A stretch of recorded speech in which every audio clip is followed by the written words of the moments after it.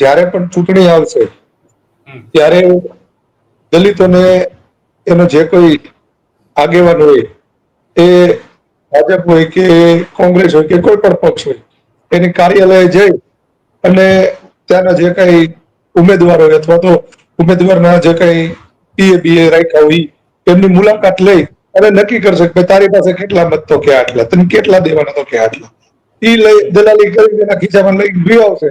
આયા એક સામાન્ય મિટિંગ કરશે, સભા કરશે કે ભાઈ જે તે ઉમેદવાર આવે છે આપણા સૌ વિસ્તારમાં, અને ઈ આવી અને એને જે કઈ મનગઢત વિચારીને આવ્યા હોય એવા સારા સારા બે ચાર શબ્દો દલિતો વિશે બોલશે, પછી આ લોકોને ભજીયા ખવડાવશે અને કાર્યક્રમ પૂરો કરી દેશે.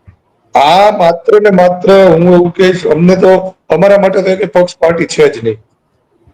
આ માત્ર જયારે મત દેવાનો ટાઈમ આવે, ચૂંટણી આવે ત્યારે અમે દલિત નથી હોતા, ત્યારે અમે હિન્દુ હોઈએ. પણ જયારે ચૂંટણી વહી જાય અને જે તે ઉમેદવારો ચૂંટાઈ જાય પછી ફરી અમે દલિત થઈ જાય ફરી પાછા. એટલે અમારી કોઈને જરૂર છે નહીં, એ 100%ની વાત છે. અમે કદાચ દેશ મૂકીને વ્યા જઈએ તો એમ ફેર પડતો નથી. અમારી સ્વતંત્રતાઓ તો એને પહેલેથી છીનવી લીધી છે. આ તો ઠીક છે કે ડોક્ટર બાબા સાહેબ આંબેડકર ને બીજા મહામાનવો થઈ ગયા અને એક સારું સંવિધાન મળ્યું છે કે જેના લીધે થઈને અમે અત્યારે અમારો હક અધિકાર માંગવા માટે રોડ ઉપર આવી શકીએ છીએ સાહેબ. નહીતર અમને ઘરની બહાર નીકળવા દે એવી પરિસ્થિતિ છે. આ બહાર ન નીકળવા દે, ઘરમાં પણ